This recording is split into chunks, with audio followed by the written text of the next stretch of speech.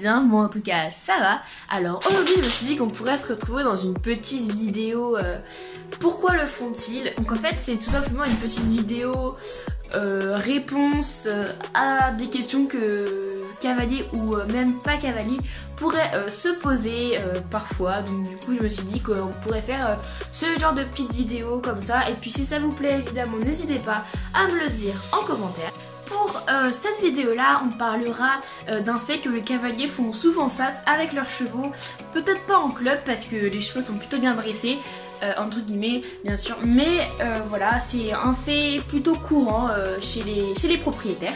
Aujourd'hui on va donc parler des cabrés. Oui parce que les cabrés c'est un fait qui peut, très vague, parce que en réalité ça peut vraiment dire plein de choses pour le cheval, le cabré. Donc on va tout de suite passer à ça et puis bah c'est parti. Le cabré chez le cheval ça peut se traduire par beaucoup de choses déjà comme je vous l'ai dit.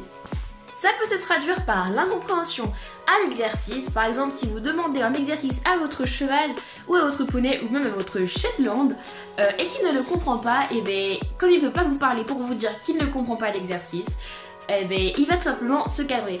C'est comme quand on fait un exercice de maths, on peut dire à nos parents qu'on comprend pas l'exercice, mais les chevaux, quand ils ne peuvent pas faire ça, ils manifestent ses pensées avec différents autres signes que la parole. Par exemple, avec Delia, ça m'est déjà arrivé de lui demander un exercice, par exemple la jambette, ou tout simplement les hanches ou les épaules, ou même de partir sur un cercle par exemple.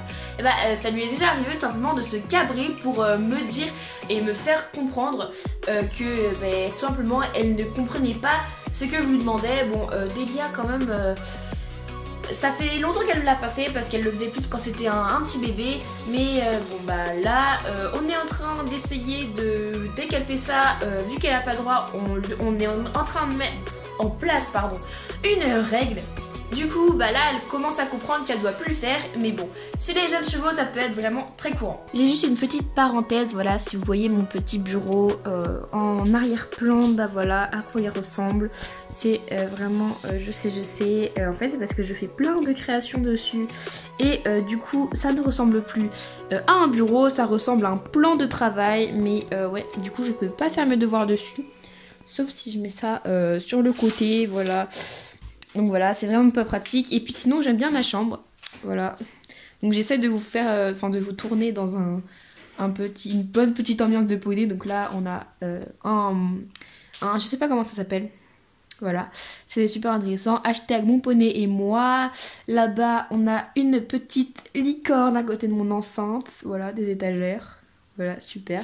Et évidemment, plein de posters de chevaux. Donc ça, c'est Delia là-bas. Voilà, des chevaux, voilà. Des chevaux, voilà, ça c'est un calendrier 2019, voilà, que je n'utilise pas. Du coup, je mets ça, parce que c'est vraiment trop beau. Voilà, des chevaux encore, sur tout mon mur, en fait. Voilà, et en fait, je sais pas si vous avez regardé ma vidéo sur Je vous raconte mon histoire avec Delia. Mais c'est là que j'ai eu le dicton, le cheval ne nous appartient pas. La seule chose que nous possédons, c'est le devoir de nous en occuper correctement. Donc c'est un proverbe indien, comme on peut le voir. Et moi je l'ai un petit peu modifié, mais le principal c'est que ça veut dire la même chose. Allez, revenons à nos chevaux. On ferme la parenthèse et puis on continue sur notre histoire de cabré. J'ai dit que ça pouvait se traduire par de l'incompréhension à l'exercice, mais c'est vrai que ça peut aussi se traduire par une réaction de défense. Les chevaux ne sont pas nés pour vivre sous les mains d'un humain, ils sont nés dans la nature, normalement de base, en gros, ils sont faits pour être sauvages, c'est juste l'homme qui les a apprivoisés il y a très longtemps. Voilà. Donc quand je vous dis que ça peut être une réaction de défense, ça peut être contre l'humain, contre un autre cheval ou un équidé, et dans la nature ça peut être tout simplement contre un loup, contre des chiens sauvages, et voilà, ça peut se traduire comme ça. Donc pour les humains ça peut être, imaginons si on les embête ou si on les tape par exemple, il y a des chevaux qui sont maltraités malheureusement, et s'ils ont encore la force de pouvoir se lever, ils se lèvent et ils essayent de se défendre en donnant des coups de pied et donc en se cabrant sur leur agresseur. Évidemment, ça ne se traduit pas que en maths, ça se traduit aussi en jeu entre chevaux et entre équidés. parfois dans le pré, je ne sais pas si vous avez tous la chance de le remarquer, mais parfois entre troupeaux, enfin dans les troupeaux de pré, ils peuvent se chamailler, se bagarrer gentiment. Et donc pour ça, ils se lèvent un petit peu, donc ils se cabrent et ils jouent entre eux, voilà, ils peuvent se bagarrer gentiment ou faire comme s'ils étaient dans la nature et qu'il y avait deux mâles qui se battent pour savoir qui aura le troupeau de femelles.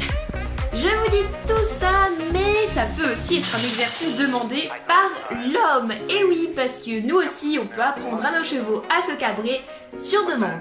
Pour ce qui est de moi et d'Elia, on ne lui apprend pas trop ça, parce que déjà qu'elle se cabre elle-même, parfois, ça va être un peu compliqué, mais peut-être qu'en fait c'est la solution à nos problèmes en fait, parce que peut-être qu'on s'est dit avec ma mère que si on apprenait à Delia à se cabrer, peut-être qu'elle prendrait ça plus comme un jeu et elle arrêterait de le faire comme je vous l'ai dit avant, pour se défendre ou pour une incompréhension à l'exercice qu'on lui demande. Je ne pense pas que ce soit le dernier, celui que je vais vous dire maintenant. Je pense qu'il peut y en avoir plein d'autres, mais en tout cas c'est les principaux, je pense. Vous l'avez peut-être deviné, vous qui êtes expert en équitation, c'est la rébellion ou l'impatience chez le cheval. Oui, la rébellion et l'impatience, vous allez me dire, alors est-ce qu'un cheval ça peut se rebeller? Alors oui, si, ça peut se rebeller, parce que par exemple quand on essaie de faire rentrer les chevaux dans un vent, voilà, ça dépend, il y en a qui disent van, il y en a qui disent vent, ça dépend vraiment des gens. Moi personnellement je dis vent, donc voilà, bref.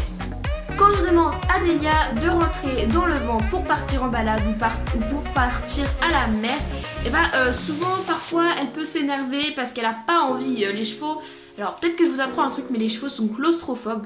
Voilà, ils n'aiment pas être enfermés, donc c'est pour ça, si vous avez un cheval et qu'il n'aime pas rentrer dans le vent ou dans le camion, ne l'agressez pas, parce que ça sert à rien, c'est pas sa faute, il n'aime pas être enfermé, il est obligé d'être à l'air libre et il est claustrophobe, donc voilà, l'embêtez pas avec ça.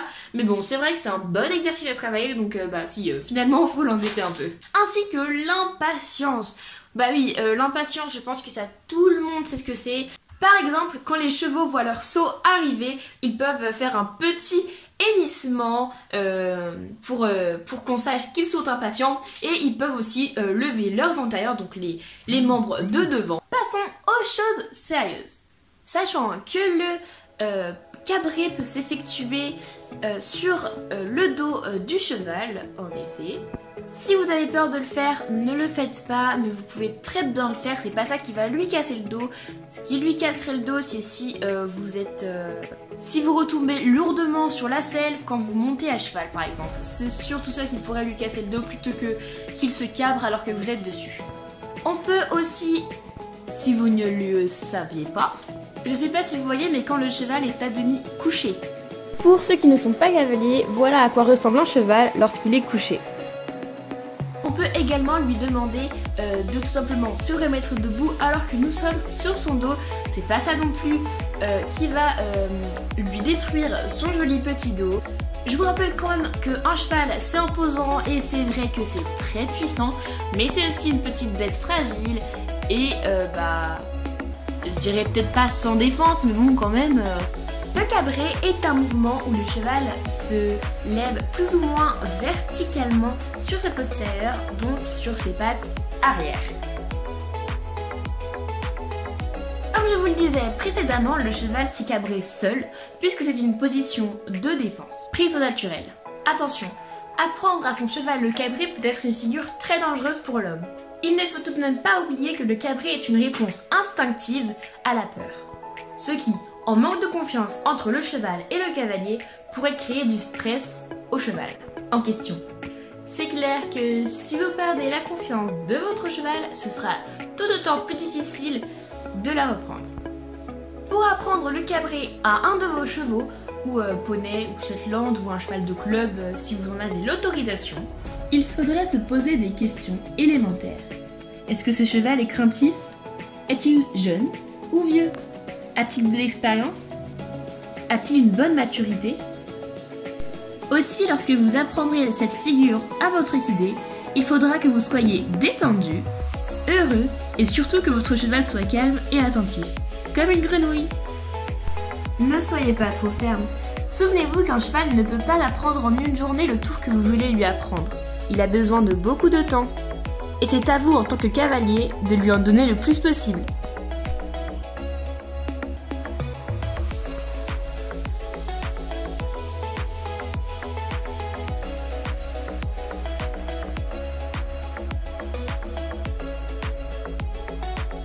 Surtout, n'hésitez pas à vous faire aider d'un professionnel pour ce tour.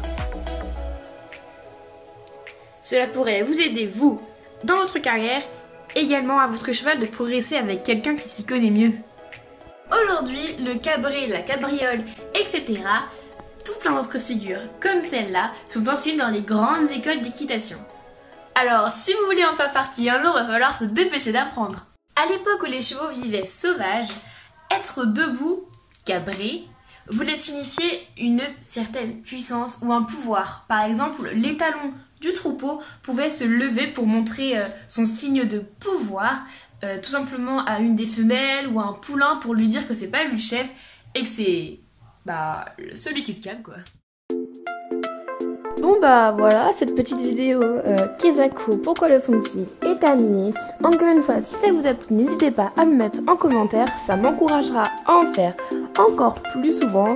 Et pour découvrir des choses, mettez-moi des idées de vidéos dans les commentaires, ça me ferait vraiment plaisir.